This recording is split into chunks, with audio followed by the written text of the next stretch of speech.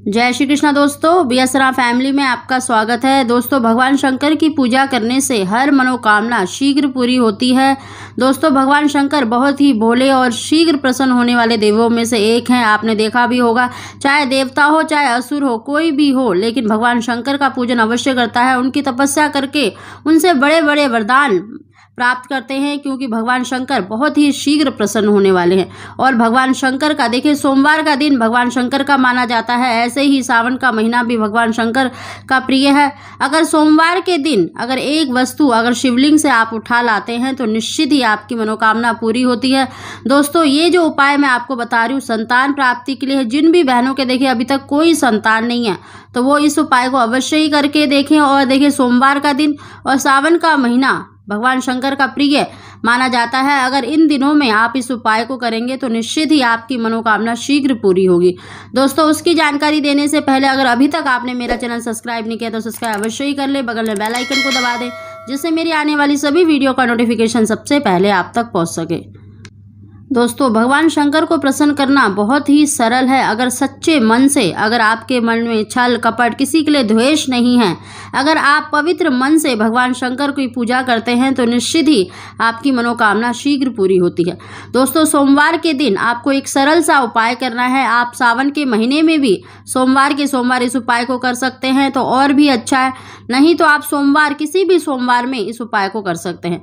दोस्तों, आपको घर से ही एक आटे का दीपक, चौमुखा दीपक बनाकर लेके जाना है और साथ ही आपको देखिए एक लोटे में शुद्ध जल लेना है। और गंगा जल हो तो बहुत ही श्रेष्ठ है, आप थोड़ा सा गंगा जल डालें। और आपको इस उपाय को करने के लिए देखिए, आप कोई से भी फूल ले सकते हैं, चाहे पीले हो, सफ़ेद हो, लाल हो, कोई से भी फूल अगर आपको मिल जाए तो बहुत ही अच्छा है। उस लोटे में डाल लें और साथ ही आपको देखिए 11 बेलपत्र लेने हैं, क्योंकि भगवान शंकर की सबसे प्रिय बेलपत्र माना जाता है, भगवान शंकर का ही स्वरूप माना जाता है।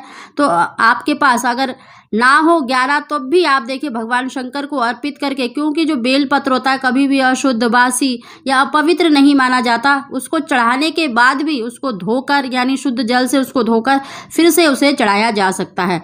तो आपके पास जितने भी बेलपत्र हो उतने ले लें और उसको 11 की संख्या में शिवलिंग पर आपको अर्पित करना है। दोस्तों, इन सभी वस्तु को लेकर आप किसी भी शिवालय में जाएं, यानी शिव जी के मंदिर में जाएं और सबसे पहले गणेश जी पर थोड़ा सा जल अर्पित करें। दोस्तों, आप चाहें तो लोटे में देखिए स्टील का लोटा लेना है या फिर तांबे का भी ले सकते हैं। आपको शुद्ध जल, थोड़ा सा गंगा जल और थोड़े से अक्षत और थोड़ा सा मीठा भी डाल सकते हैं। और अगर पुष्प हो यानी फूल हो तो फूल भी डाल लें। और जो 11 या जितने भी आपके पास बेल पत्र हैं वो सभी देखिए उनकी डंठल तोड़ के, और बेल पत्र जो लेने हैं आपको बिल्कुल साफ सुथरे हरे रंग के, जो 3 की संख्या में होते हैं, उनका जो पीछे का डंठल होता है वो भी आपको तोड़ लेना है। साफ सुथरे डंठल तोड़कर आपको उस लोटे में सारे जो बेलपत्र है वो डाल देने हैं। और शिवालय में जाए, मंदिर में जाए और सबसे पहले थोड़ा सा जल ओम गणेशाय नमः कहते हुए गणेश जी पर अर्पित करें, पूरे शिव परिवार पर अर्पित करें थोड़ा थोड़ा सा। और उसके बाद आपको शिवलिंग पर बिल्कुल पतली सी धार में ओम नमः शिवाय कहते हुए, जब तक वो धार आपकी गिर रही है, लोटे का जल गिर रहा है, उस समय तक आपको ओम नमः शिवाय का उच्चारण मन ही मन में करते रहना है। दोस्तों, इस तरह से आपको जल अर्पित करना है। और जो बेलपत्र अगर लोटे में रह गए हैं तो जो देखिए, वो जो बेलपत्र होते हैं वो जो चिकनी साइड होता है उस पर या तो आप चंदन से ओम नमः शिवाय लिखें, या फिर सिर्फ चंदन का तिलक करके भी आप शिवलिंग पर जो चिकनी साइड है उस तरफ से शिवलिंग पर अर्पित कर दें और अपनी मनोकामना भी साथ में अवश्य बोलें। इस तरह से आपको भगवान शंकर का पूजन करना है। अगर आपके पास कम है बेलपत्र तो आप जो शिवलिंग पर आपने बेलपत्र अर्पित करे हैं उनको उठा लें और उनको धोकर फिर से आप चढ़ा सकते हैं। दोस्तों, आपको 11 की संख्या में हर सोमवार के दिन आपको बेलपत्र अर्पित करने हैं। और जो आप आटे का दीपक लेके गए हैं वहाँ पर प्रज्वलित कर दें, भगवान शंकर के पास ही उसको दीपक को रख दें और भगवान शंकर से अपनी मनोकामना अवश्य ही बोलें। दोस्तों, पूजा करने के बाद आपको एक बेलपत्र, कोई सा भी बेलपत्र आपको उठाकर प्रसाद स्वरूप घर लेके आना है।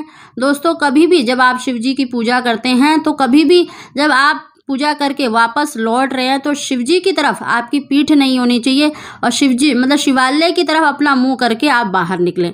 दोस्तों इस तरह से कर सकते हैं। और घर आकर उस बेलपत्र को अपने घर के ही मंदिर में, अगर शिव पार्वती के पास आपकी फोटो है, मूर्ति है तो नहीं तो आप अपने मंदिर में ही उसको अर्पित कर दें। भगवान शंकर का ध्यान करके चाहे तो आप शिवालय यानी मंदिर में 108 बार ओम नमः शिवाय का उच्चारण करें, या घर आकर अपने घर के ही मंदिर में उस बेलपत्र को अर्पित करके ओम नमः शिवाय का 1 माला का जाप अवश्य ही करें। दोस्तों आप मंदिर में भी कर सकते हैं और अपने घर के मंदिर में भी 108 बार ओम नमः शिवाय का उच्चारण कर सकते हैं। दोस्तों उस बेलपत्र को जो आपने शिव मंदिर से लेकर आए हैं प्रसाद स्वरूप, अपने घर के मंदिर में ही रख दे और रात्रि के समय सोते समय आपको उस बेलपत्र को भगवान शंकर का ध्यान करके उनसे अपनी प्रार्थना करके उस बेलपत्र को अपनी नाभि पर रखकर सोना है। दोस्तों इस तरह से आपको रात में सोते समय अपनी नाभि पर रख के सोना है। भगवान शंकर का ध्यान करें, उनसे संतान प्राप्ति के लिए, पुत्र प्राप्ति के लिए जो भी आपकी मनोकामना है वो बोलकर उसको रखें और दूसरे दिन उस बेलपत्र को आपको अपने घर के ही किसी पौधे में या मिट्टी में उसको दबा देना है।